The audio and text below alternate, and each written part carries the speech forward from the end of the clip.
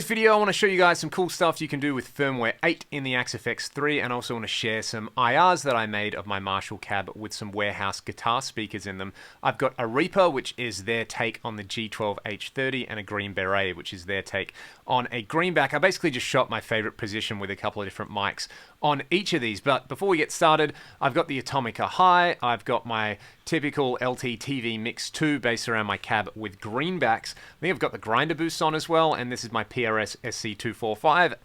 Just kind of typical Leon stuff at the moment.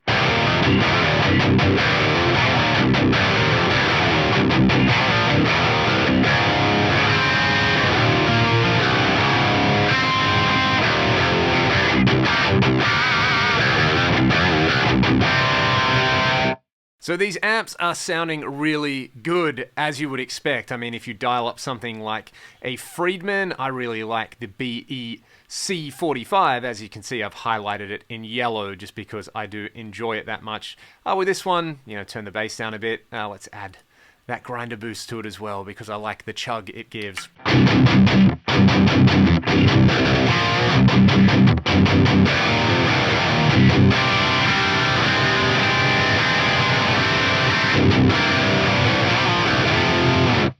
Pretty good at more or less stock settings on that one with the Friedman. What else sounds really good in this firmware? I've been digging the Herbie Channel 3. With this one, I tweak it out a little bit more.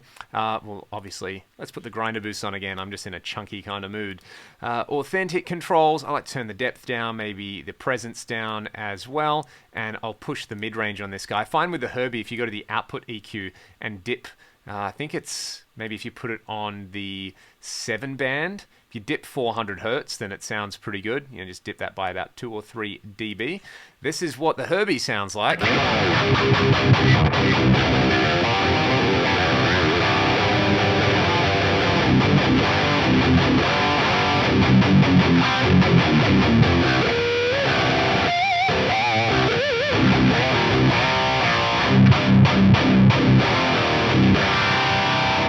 Utterly ridiculous, in other words. That's a little bit fizzy. I mean, I might go in and tweak that a bit more, but that one sounds absolutely fantastic. For some of the lower gain stuff, I've really been liking the Morgan amps. I've always liked the Morgan amps, but I think the AC20 treble sounds fantastic. I'm just going to reset the amp block really quickly here so that all the little bits of tweaking I did on the Ideal controls doesn't get transferred over here, but this is the just straight up Morgan.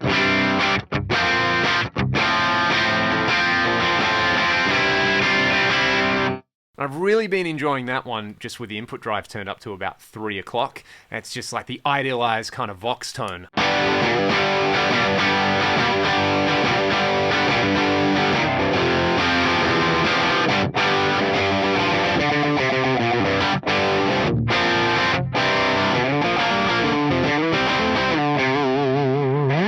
That's just such a fantastic classic rock sound. The plexis, I really like the 6550 plexi. I think that's the one, which I've done some videos on before, but I have to say the 100 watt 1970 plexi sounds pretty awesome as well. If you get this treble drive up all the way, just go mids and treble all the way up, turn the bass down a little bit. This one's sick.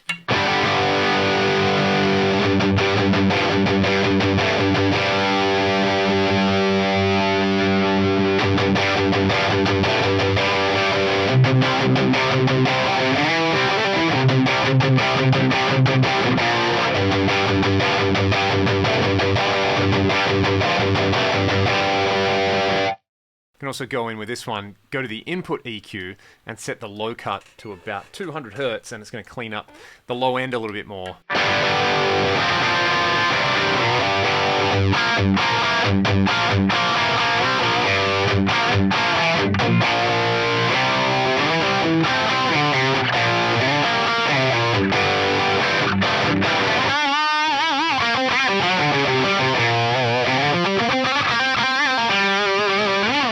This one really likes the CC boost in the boost type as well, which is pretty awesome. Check it out.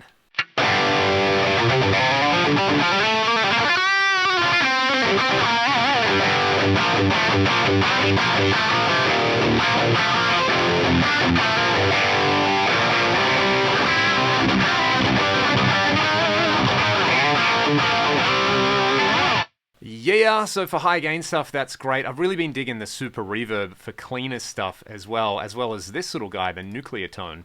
I'll reset the amp block yet again, just because I could just use a different channel, couldn't I? I'll just reset it. This one I really have overlooked. It sounds so good at the stock settings with the middle pickup on this guitar.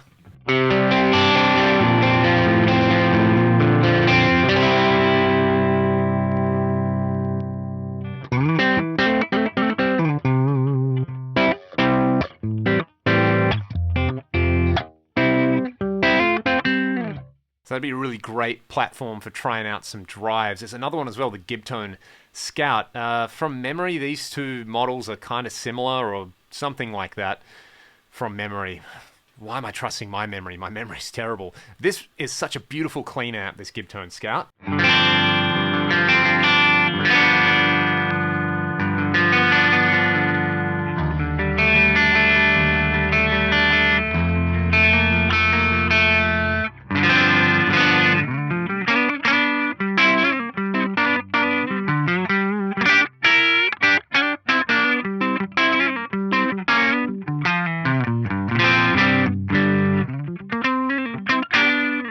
So I might stay here for a second because there's a few cool things you can do with some post effects. Actually, no, before I get to that, let's hear some of these WGS IRs that I was talking about. I've shared them on the forum in a zip folder, so I'll put a link to that.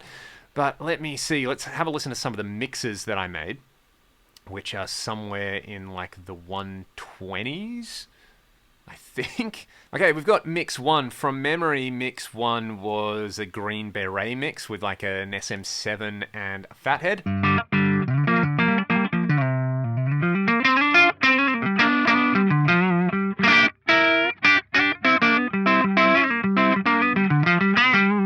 That definitely sounds like there's some Fathead in there. Let's go to the next one. This is probably the Reaper.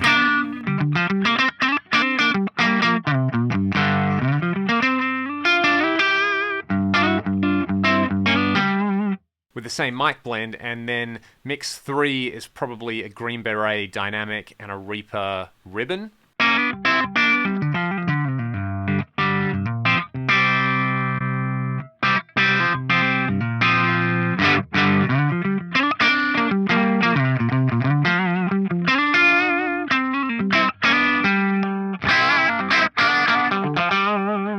Or maybe it's the other way around, but there's those mixes that I put together in there. Furthermore, there are just the straight up single mics. They're available in .ir format as well if you want to try and blend your own in CabLab. I just have to remember where on earth I put these particular IRs in my user cab section. Probably somewhere. Oh, you know what I can do? I can search for them, can't I? WGS, that's what I want. Here we go. We've got a Green Beret with a 57.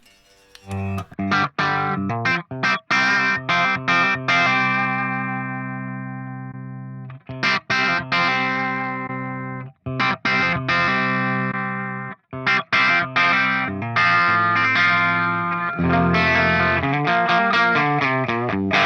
really like the straight up SM7 IRs with all of this. And then you've got the Reaper, which is a much brighter speaker.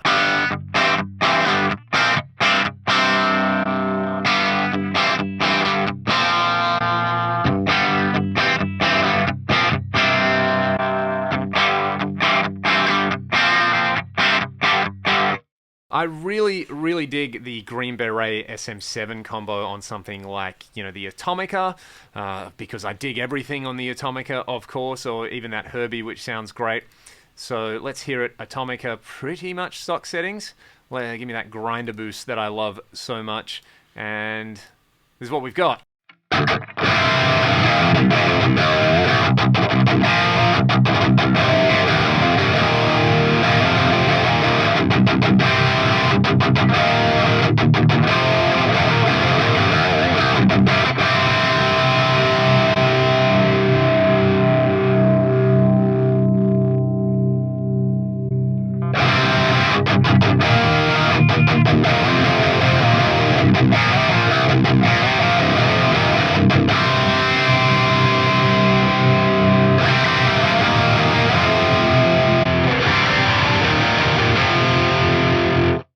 You can hear they sound pretty markedly different to the stock greenbacks I've got in my TV cab. Not necessarily better or worse, but there is something in there for you guys to play around with. Anyway, let's move on to some of the cool things you can do with the various effects blocks now. Let's say we wanted to take, for example, a stereo delay. What I'm going to do is put in something like, say, the stereo BBD, because that's one that I love and adore. I'll set the time ratio to 75%, and then I'll set the mix to 50%. We've got this.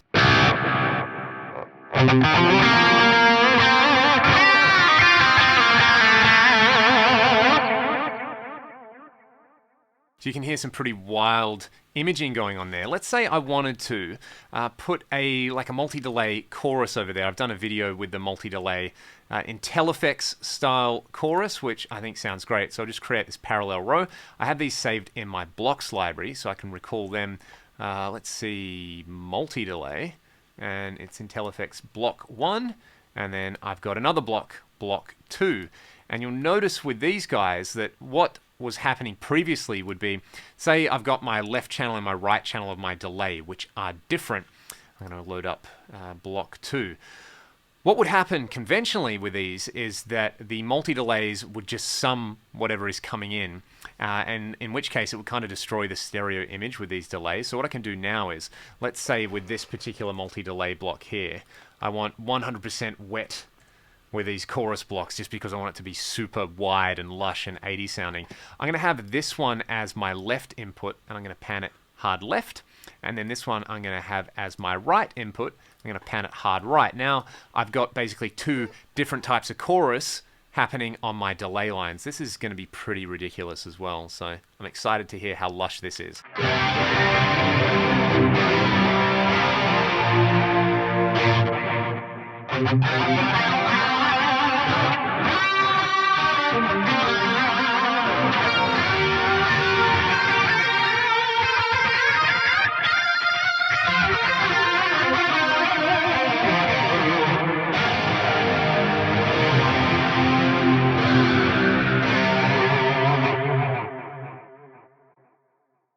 Right, what I might do is actually add a parallel row in a really awkward way. We'll just kind of go around all of this so that I can blend in some dry signal.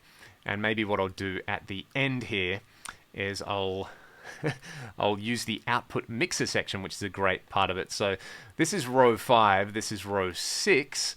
Let's turn row 6 level down by 6 dB. Maybe 9 dB, just so it's not quite as crazy and as wet. That's all coming in very hot as well, so I might turn my amp level down a little bit for you guys. Let's have a listen to this. I've still got the imaging on my stereo delay, but I'm using the chorus after the delay just for something different. It's pretty awesome.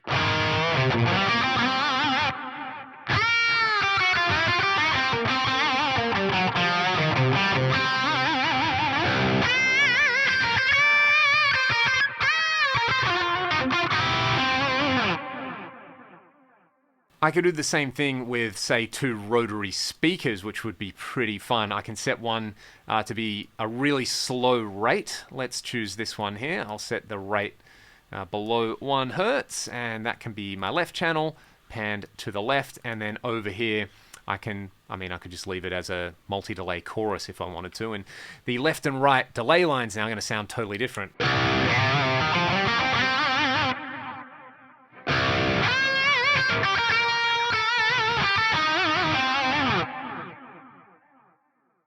That's super cool. I could try, like I said, another rotary block. Maybe I'll just copy this one. I'm having a lot of fun with this, as you guys can no doubt tell. So we'll put this and we will paste it on there. And I'm just going to have different input selects. So this better be right, and the balance better be all the way right. And I'm going to turn the rate right up so it's super duper wobbly. Have a listen to the delay repeats now.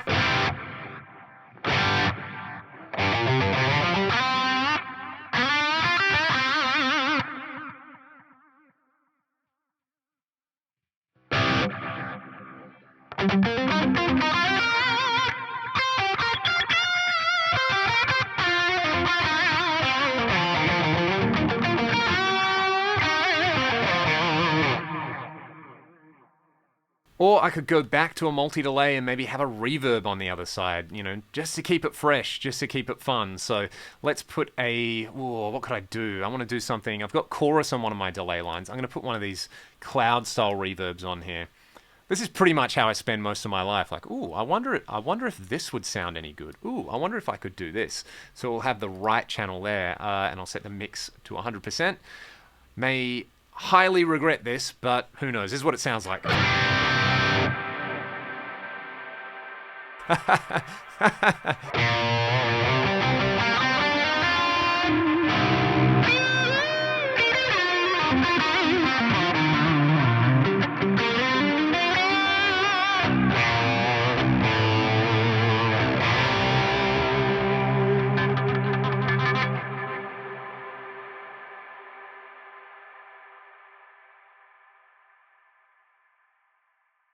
That's kind of fun, having like a sort of warble on one side and then having this big ambient reverb on the other. So this isn't necessarily the best application of these style of effects, but as you can see, you can have a whole lot of fun with the effects design and sound design stuff just by the way you can route stuff before and after the amps. Or you can just use a simple amp and a cab, like we heard. The Herbert sounds great, the Friedman's, pretty much everything is sounded smoking in Firmware 8, and then you've also got cool stuff like the ability to have input selects on your reverbs and modulation, not modulation, of course on modulation, but on your time-based effects. That's what I meant to say. And there's also those WGS IRs, if you want some fresh IRs to have some fun with. They are linked in the video description. And yeah, thanks for putting up with me with this one. This was a nice little exploration. I'll see you guys next time.